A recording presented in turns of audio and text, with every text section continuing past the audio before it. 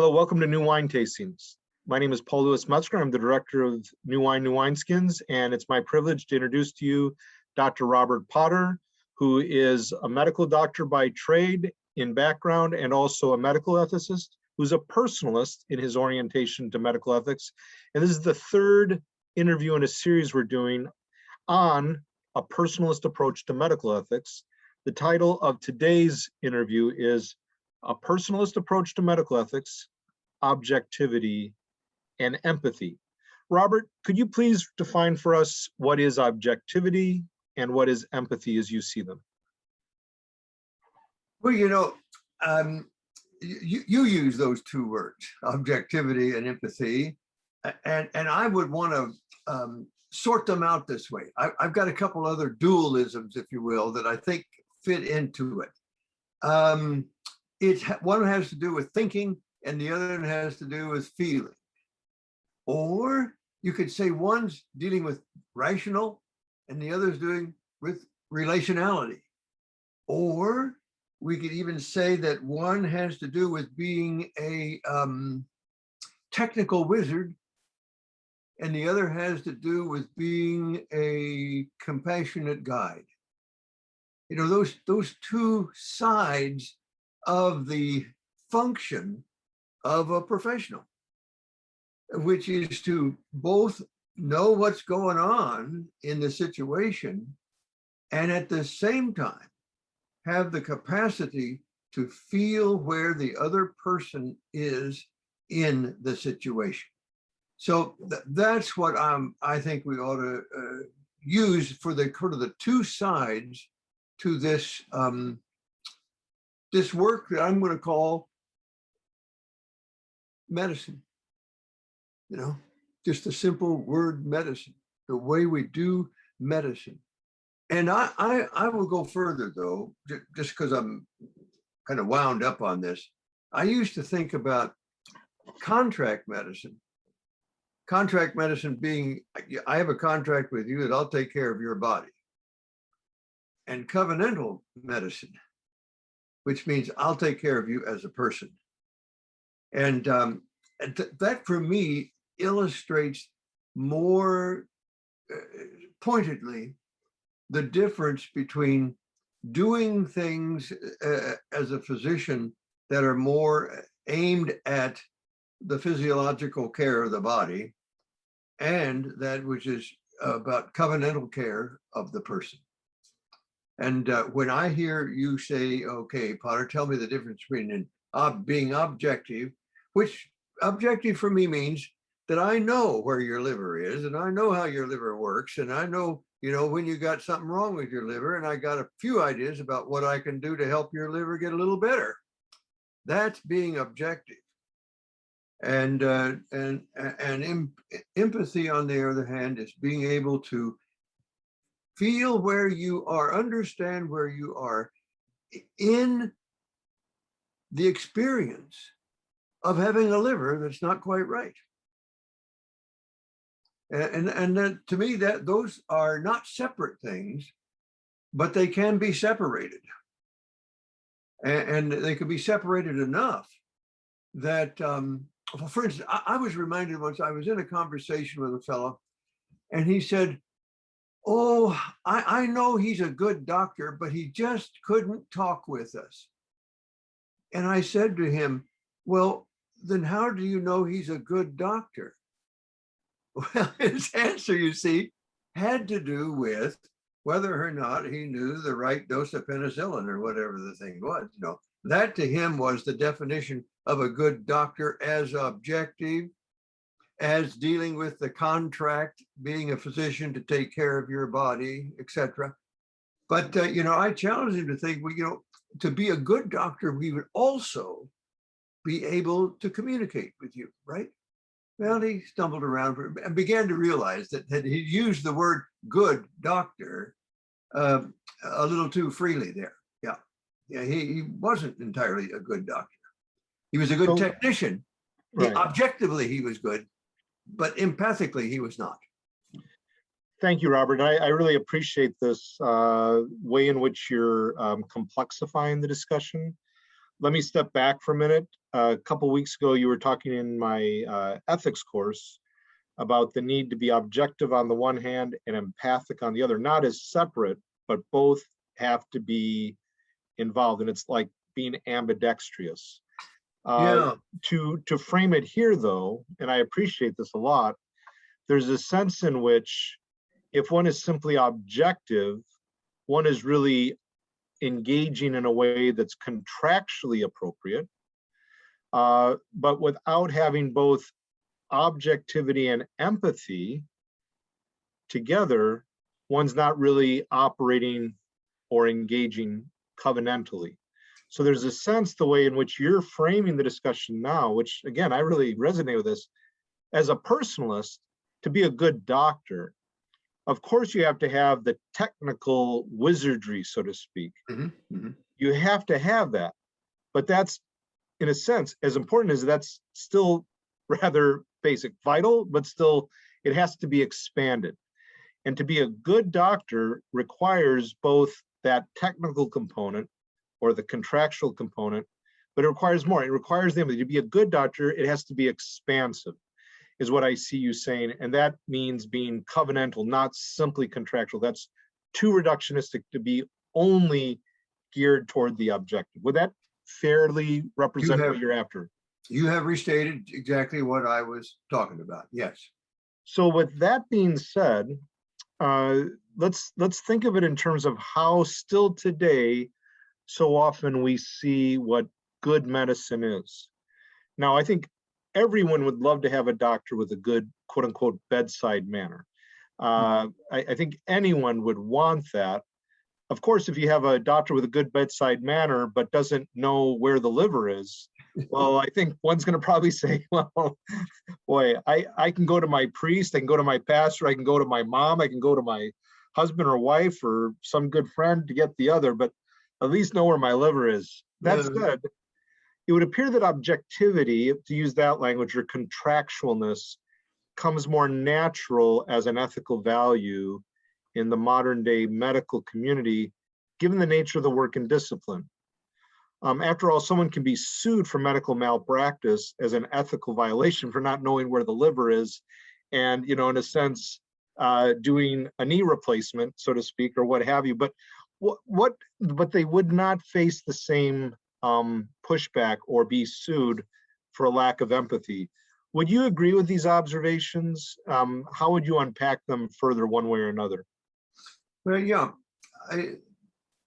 most people, when they are engaged by a physician or any professional, whether that's a grocery clerk or a gas pumping gas for you, whatever, you'd like to be treated with respect as a person.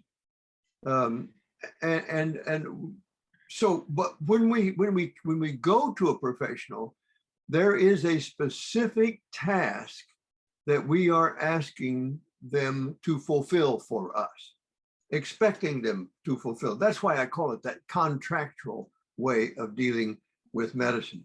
That if you operate within the contract, you're going to be functioning adequately.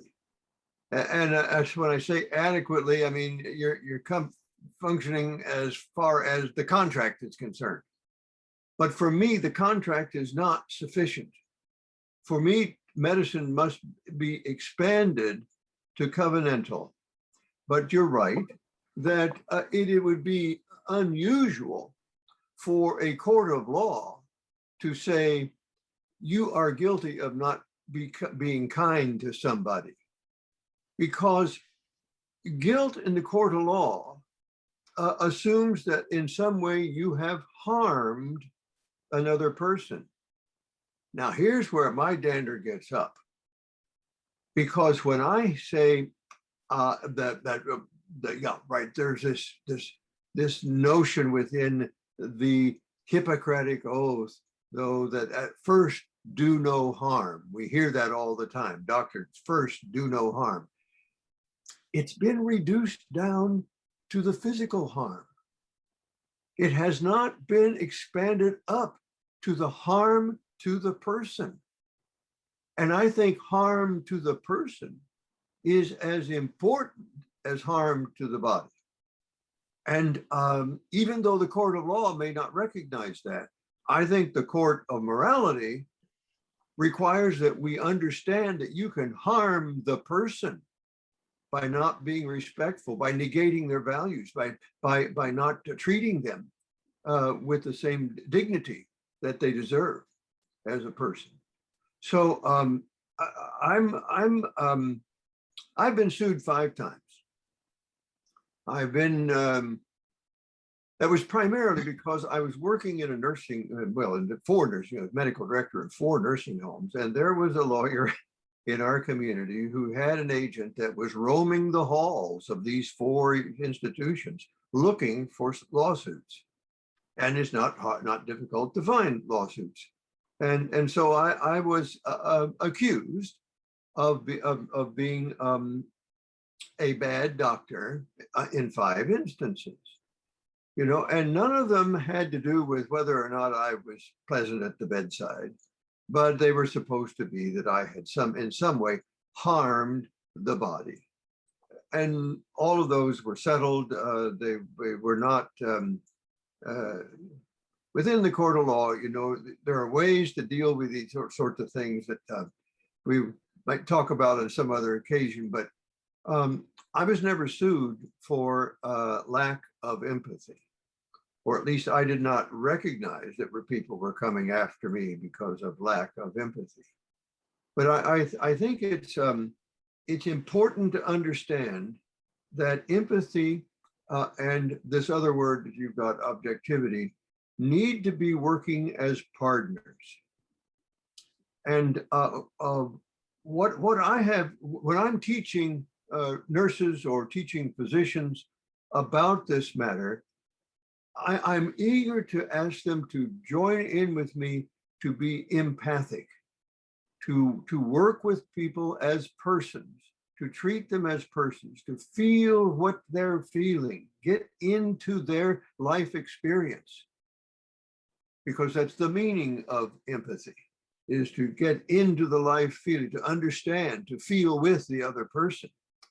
And but I say at the same time, you have an obligation while you're in the situation with the person, at the same time, to be just distant enough from the situation of the person so that you can objectively, back to your word again, objectively determine what it is that ought to be done, that you ought to be able to do to help in that situation.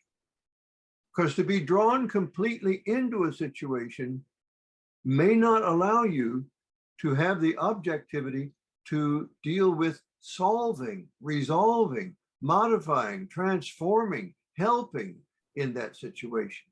That's the danger. That's the risk. I'm going to want to call it a danger. It's the risk one takes with carrying empathy so far that you get into the situation with the other person to where you are as helpless in that situation as they are. Mm-hmm. I mean, to be, think of it radically, when you really get into it with somebody else, you may not be any more capable of dealing with that situation than they are. Yet you are contracted, covenanted to be working with it, okay? And that's what I mean. Yeah, just to that point, I mean, I could foresee a situation where a doctor gets so involved emotionally in a patient's struggle that they don't have the heart to tell them, you have stage such and such of cancer, and if we don't operate immediately, it's over. I mean, they would end up causing more harm because they don't want the patient to feel such pain over the level of danger to their person that they don't actually say, we need to do this now or it's going to be too late. Yeah. So not doing helpful things at that point, but actually causing harm. So there's always the risk, isn't there? And I think it's easy to go to one extreme or the other, but to live in that tension, yeah, that's where the rare art form is. And what I think, in the teaching that I've done, that going too far with empathy is probably not as likely to happen as you would imagine. Hmm. What I have more trouble is guiding physicians into being more empathic, And could we come engaging to, with greater empathy, and rather than watching out that you don't get absorbed into that situation where you cannot be objective.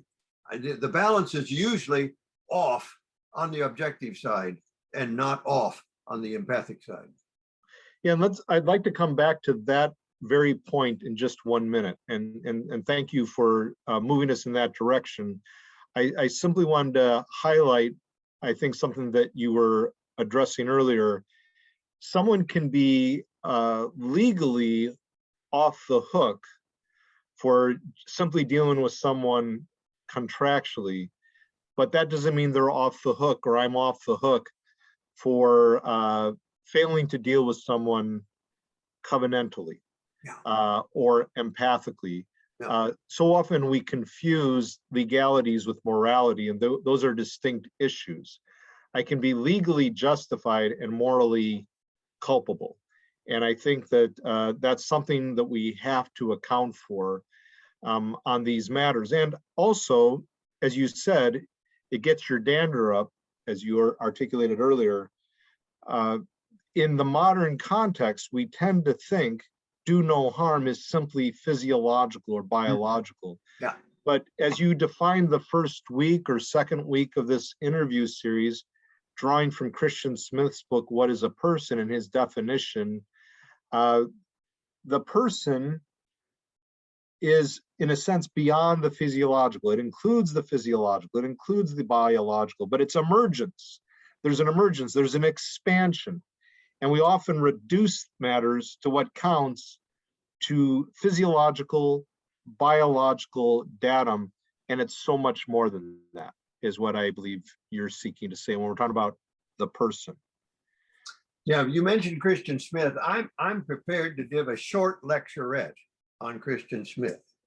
Okay. Now, first of all, I'm going to read his definition of a person, and then I'm going to give you Potter's definition of a person. Okay? Yeah, fair enough. What then is a person, quoting Smith? By person, I mean a conscious, reflective, embodied, self-transcending center of subjective experience, durable identity, moral commitment, and social communication who, as the efficient cause of his or her own responsible actions and interactions, exercises complex capacities for agencies and intersubjectivity in order to develop and sustain his or her own incommunicable self in loving relationships with other personal selves and with the non-personal world, end quote. What page? Is that 62? Page 61, page 61 of What is a Person. Potter's definition perhaps is a bit more compact, maybe not as elegant, but for me, a person is a self-transcendent, covenantal agent. And I believe that buried within those three pieces, self-transcendent, covenantal, and agent, are most, or if not all, of what Smith has to say. When I say self-transcendent, I mean that I am conscious and reflective and aware of what's going on in the world. I'm able to interpret what's going on around me. That's what he's saying. Secondly, when I say covenantal, it means that I am able to understand that I am in dialogical relationships with all other people, and that the covenant requires that I care for them as I would care for myself. To quote Jesus in his definition of what is the great commandment, love the Lord your God, with a little more to that, and your neighbor as yourself. All of that brought together is a definition of what it is to be in covenant. Then the last word, agent, is that one who acts, who is capable of taking all that self-transcendent knowledge about what's going on in the situation here, and that covenantal discernment about how it is that I ought to relate and what values I ought to keep going for the other person, to be sure that there's a balance between self-interest and interest of others. And then third, that I can decide and make the responsible action that fits the situation. You know, back to these really fit along my three pieces of decision making, as we've talked about before, where you're describing the situation, discerning the values that ought to be involved here, what I ought to care about, and finally then deciding on what is the fitting response. You know, that self-transcendence is what makes it possible for me to describe. That covenantal being is what allows me to discern what's really important here. And finally, you know, my agency to decide the responsible action. So Potter's definition of a person is a self-transcendent covenantal agent. Well, it is certainly more succinct. And, you know, and I think those are two good definitions, Smith's and Potter's, to work from. And page 61 of Smith, and then interview 3, Dr. Potter on a personalist approach to medical ethics. And no doubt that we'll keep in mind both definitions, and you elegantly, I'll say this, elegantly tied it into what you talked about in our last discussion on the 3 cardinal questions. Yeah. What is going on here? What should I care about? What is the fitting response? Right. So, you know, you got at this a little earlier, just a few minutes ago, and that is, it's seemingly more difficult for the medical doctor or people in the medical domain to really prize empathy. If there's one side or the other that one swings to in the medical domain, you just said a few minutes ago, empathy is the one doctors are going to swing less toward. It'll be more, to use the language of objectivity or contractual. That's where they tend to lean. Why might that be? Maybe it's an obvious answer, but I'm going to ask it anyway in terms of the question. Why might that be? I think the way I see it often happening, I'm not sure this is a complete answer, but I know I see it in some people, that the words compassion, sympathy, empathy have all been reinterpreted or misinterpreted as taking pity on the other person. And there was a bit of that, you know, at the end of the 1800s with Nietzsche and his particular way of interpreting sympathy or compassion, which he thought was a failed Christian virtue, because it was all just taking pity on people, not really doing anything for them. But you know, to me, that's a misinterpretation of the words. And in fact, I'll point this out to you. When the word empathy came into being, actually in 1909, when it was invented as a translation of a German word, which had been invented in the late 1800s, it came in competition with the word sympathy. And by the middle of the 20th century, I found an article written in 1954, very authoritative article, recommending to physicians that they not be sympathetic, because that was just taking pity on people, but you be empathetic, which is trying to understand what's going on with the other person. So there was an effort to make empathy a more genuine word, but the confusion or the uncertainty between and among the words compassion, pity, sympathy, and empathy as to what they meant and how they were supposed to use has persisted in the thought in medical philosophy. I've tried to follow this through, and even though the word empathy has been well explained, well recommended, and with an appropriate balance in medicine, it's there in the literature, but it's not there in the training, Paul. It hasn't really moved into the training. And that's where, you know, what I found as I was engaged in training and more specifically involved with ethics from say 1990 on, I have made an effort to try to help empathy become not just an alternative, but essential to the proper functioning of a physician. That it's as much as important for being the good doctor as knowing the technical factors involved in caring for the body. So I guess the intellectual structure for the appropriate use of empathy in medicine is there, the instruction for its use, and I think then in addition to that, the continual accountability of watching over one another, that what we call peer review, watching over the behavior of one another, has once again been focused primarily on how well an individual takes care of the human body. And if a physician does a good job with that, you know, you may not feel real comfortable about them, but it's awfully hard to throw them off the medical staff if they don't make any medical, what we call medical errors. Okay. Now, I was chairman of the credentials committee in my hospital for 12 years. And that was during the time in which I was also then developing these notions of ethics. And I was having a lot of difficulty getting the credentials committee, you know, of 10 physicians to pay attention to the value of being empathic as for a definition of a physician who can operate here at this hospital. I'll give you a real case. Cardiac surgeon, intensive care, patients with advanced directives.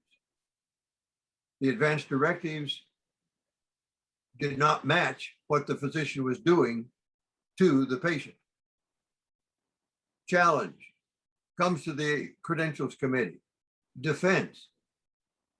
I'm in charge here, the doctor says. I'll do what I think is best for the patient. I'm not going to pay any attention to their preferences. I know what's best for the patient. Well, in the cases that came before us, the patient survived. Patient got left the intensive care unit. How were we going to say you're a bad doctor because you didn't follow the wishes of the patient, when we all sat around there and said to ourselves, had he followed the wishes of the patient probably would not survive. You see the real tangle you get into when you're trying to make concrete decisions in real life when it comes to how well you treat the person. If the person survives, not much blame to offer. Oh yeah, we could slap his wrist, but we couldn't throw him off the medical staff. We couldn't justify that. In fact, in one case, we did. And the board of the hospital reversed our decision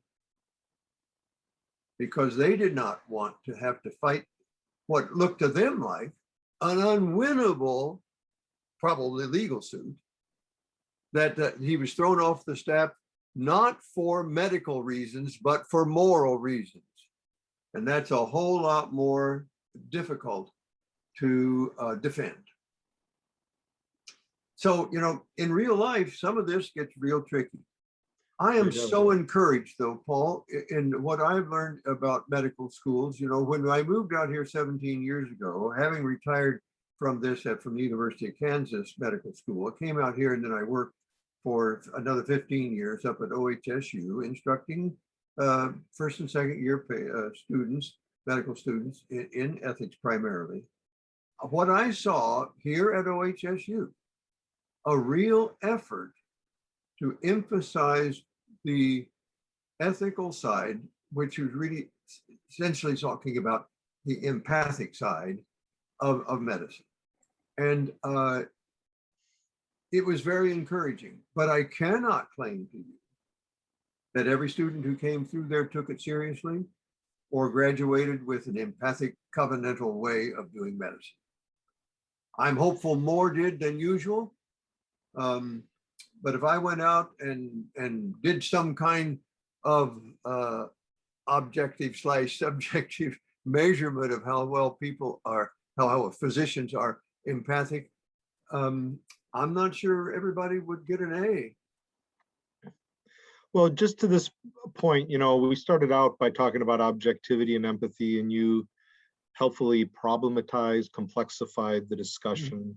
Yeah. The Kantian objective, subjective, call it bifurcation, it's real.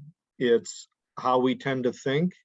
I think it's problematic in many ways, but I'm just, for the purposes of conversation, sticking with it because that's the world in which we live presently. That said, if I hear you correctly, to use the language of objectivity, if one is not truly empathic, one is not going to be, I might even go so far as to say, objective enough or scientific enough. So again, I'm problematizing the language that we started out with. And also, for you, the empathic, which might be seen as bound up with the emotive, is bound up with ethics. And you said that to me recently, that ethics and empathy are connected. We tend to look at empathy so often as not even an ethical issue in certain contexts. It's just more like, oh, they have a good feel-good factor, but it's not really an ethical concern. And I think for you, again, if you're thinking covenantally is what it means to be a good doctor, it includes what we would call the objective. It would include the empathic. And all of that is ethical. It's truly scientific. It's being a good doctor. Aristotle probably would have never had an objective subjective division. It would have been much more the whole person, the whole doctor engaging the whole patient. So I find this fascinating in a variety of ways. And I think to Alistair McIntyre's point, we live in a pluralistic society. Medical ethics being what it is in our pluralistic society, you put 10 doctors and 10 nurses and 10 board members, consultants together in a room, and you'll probably have 100 different views of what it means to be ethical in a particular situation, because people may be materialists, people may be spiritualists. All those things come into play, and because you're a personalist, this is shaping how you approach all of it. It's really complex. No matter how simple or how complex the definition is, there's a lot more involved than I think even in medical ethics discussions that I've been a part of, that social workers, care coordinators, patient advocates, doctors, nurses, and others are accounting for. I really think that's the case. Well, I'm going to make it so simple for you, you can rest easily tonight. Because I'm going to try to define what I mean by covenantal. If I'm to have a covenant with another person, that means I am a person who's going to treat you as a person. And in treating you as a person, I'm going to care for you and for what you need in such a way that my self-interest will not in any way detract from your interest. Because in covenant, my interest will become your interest. And I will make every effort not to allow my self-interest to in any way threaten your interest. Because in covenant, I come to you, pledging to you that I'm going to do what is right, what is good, what is true for you. And to have that covenant, of course, and for me as a Christian believer, that covenant is a covenant that is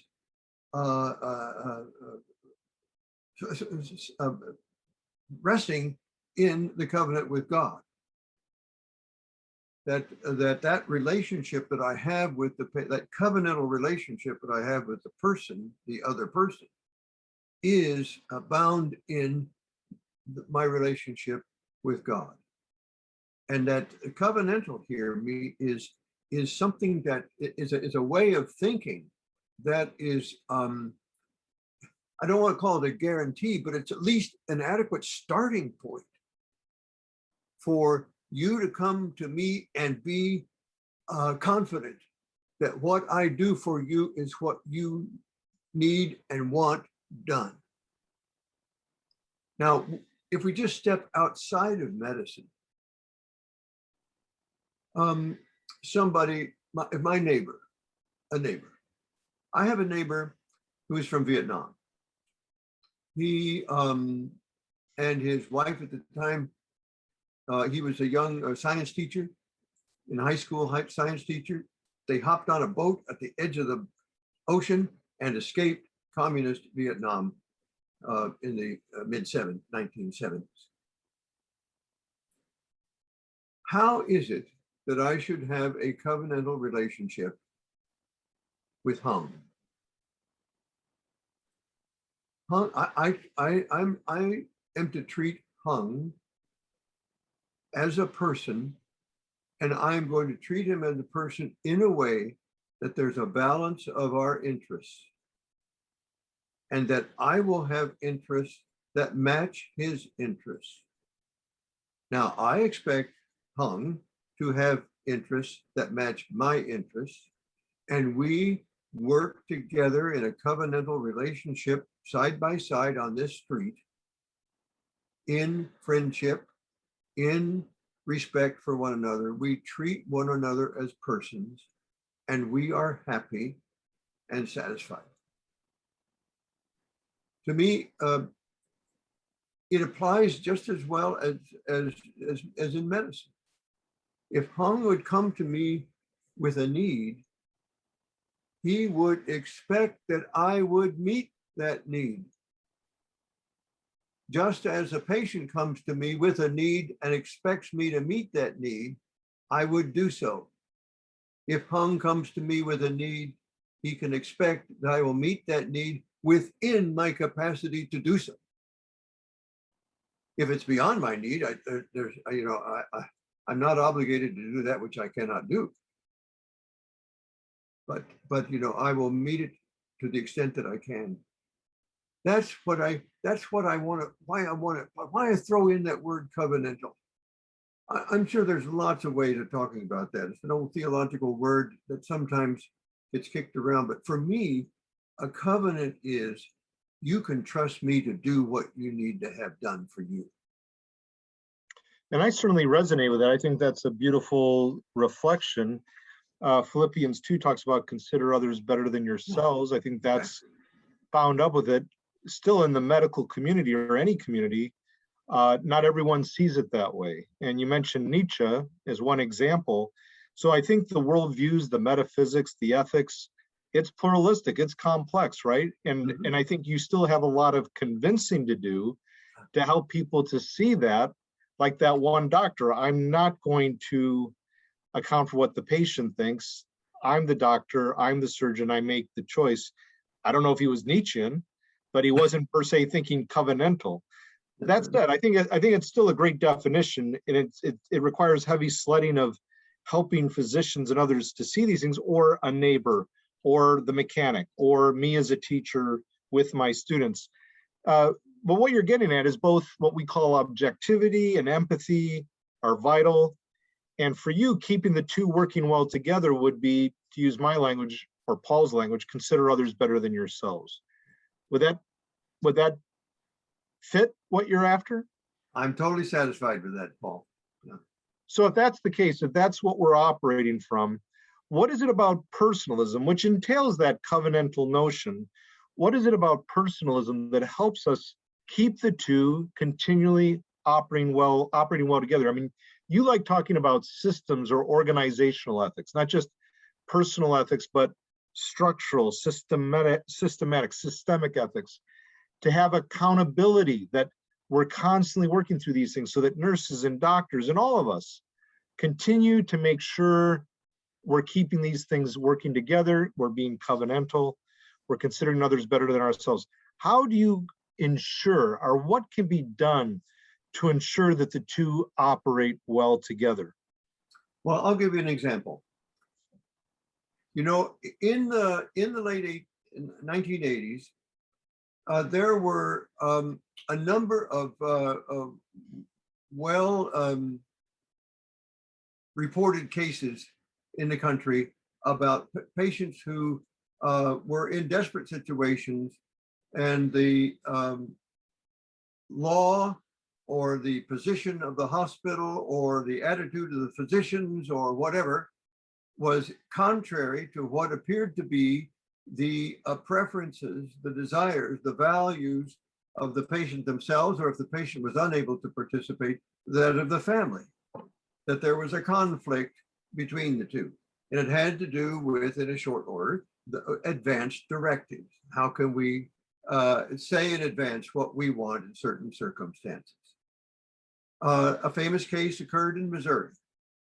I don't need to go into the details of it, but the family was really wanting to, after a number of years, 5 years, wanted to stop the artificial feedings of a young daughter of theirs, who, after 5 years, was not going to awaken from her coma. And the state of Missouri decided they wanted to challenge that, and they refused to stop it. It went to the Supreme Court. The Supreme Court said the state of Missouri has a point, that they don't have to, that they are interested in preserving life. We'll let it sit right there. A senator from Missouri, a retired Episcopal priest, by the way, came to us at Midwest Bioethics Center in Kansas City and said, we need to change the law. That is, there's something about the way this thought process is organized, the way it's structured in our society. Society seems to have the last word over the preferences of the individual, or somehow there's not an adequate balance between the power of the structure of the social structure and the power of the individual person. So in 1990, we established the Patient Self-Determination Act, which became required of all states, that they have laws that will say you will honor the advanced directives of a patient, even if you disagree with them. This is an instance where we needed to go into the power structures, the organizational structures, the way the institutions were operating, and say, institutions, you've gone overboard here.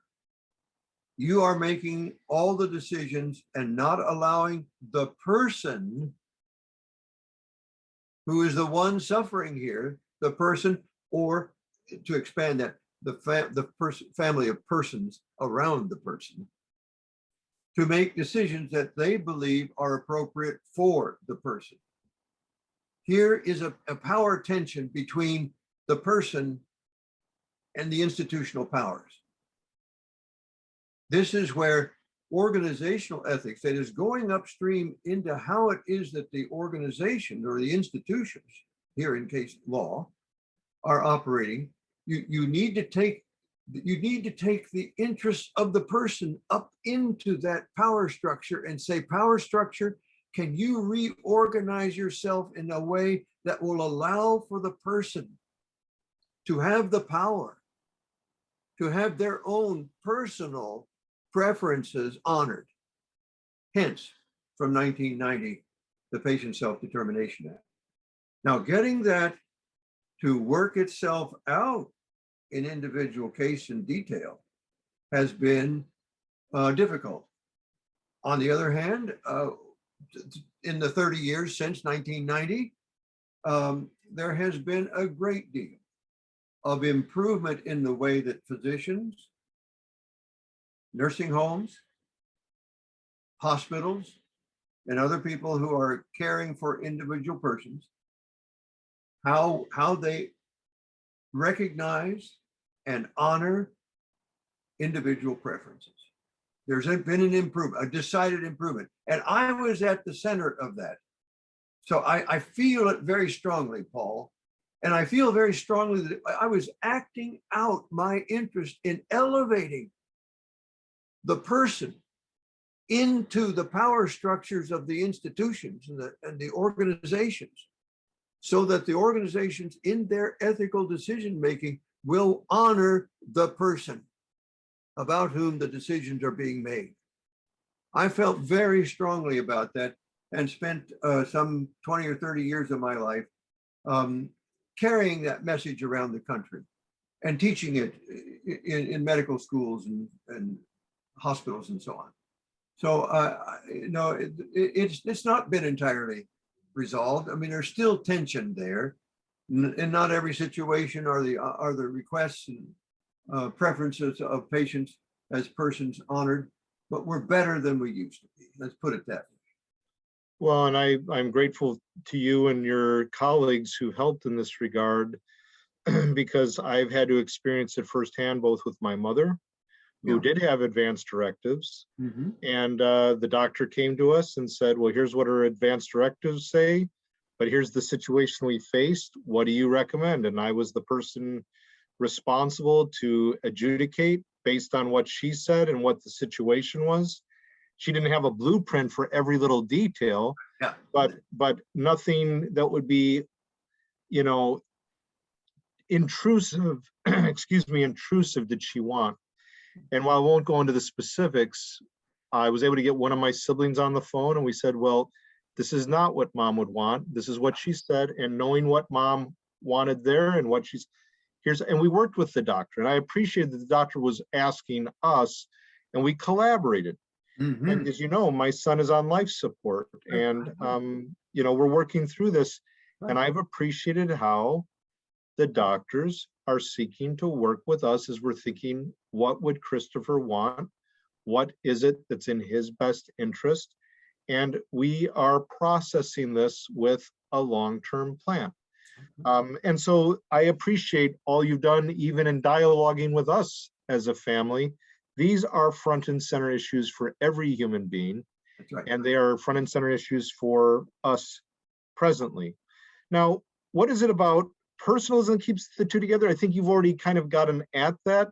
It's a matter of what is it that is in the best interest of this person in terms of how they see it in terms of their agency. Mm-hmm. How do the objective and subjective or empathic dimensions come together in terms of those three questions? I think you've addressed that in part. What is going on here?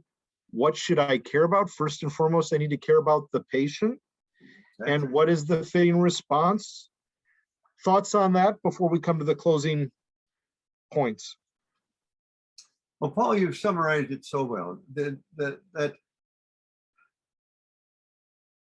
being a person is it's kind of an odd situation. Here you are, a person who feels like you know what you want, you know what's best for you, you know what ought to be done, or you think you do. And others come to you and say, we're persons too, and we see you differently than you see yourself. And I have to sometimes critically evaluate whether or not I'm being a really self-transcendent covenantal agent and really understanding what's going on in my life, and that I really have figured out what are the values that I ought to be operating from and how I'm going to act those out. I guess what I'm leading to is this. Each of us is a person, but we're never a person alone. I fall back on what Paul Tillich said in that wonderful line. It's the moral obligation to become a person in a community of persons. And personhood has to be understood. Even Potter's succinct definition of the self-transcendent covenantal agent could be misunderstood. It almost sounds like I'm autonomous and I can do what, as we used to say, damn what I do, what I'll damn well please. No, that doesn't work. To be a covenantal person, a person in covenant, you're being a person in a community of persons. And that's what makes it tougher, Paul, for me, tougher to understand who I am, what I want, what I ought to want. So life's a challenge, isn't it? It sure is. And, as we move forward, you've already said how with your neighbor, you're both responsible to one another. You have a covenant relationship. Whether we acknowledge or not, we have covenant relationships with all people. Am I my brother's keeper? Yeah. To love God with all my heart, soul, mind, and strength, love my neighbor as myself. That's the great commandment, the dual commandment.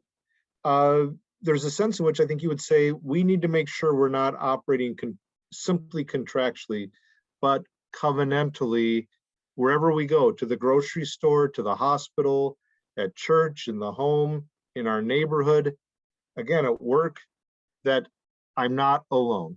Amen. We are a community of people caring for one another as people, and that's what it means to be human. Well, Robert, Dr. Potter, thank you so much. Grateful for your insights. This is the third episode in our discussion in this series about a personalist approach to medical ethics. Thank you for joining us as we have dealt with objectivity and empathy, contractual and covenantal reflections on ethics in the medical context. Thank you for joining us. Thank you, Dr. Potter. Blessings to all of you. For New Wine Tastings, I'm Paul Metzger signing off. Thank you.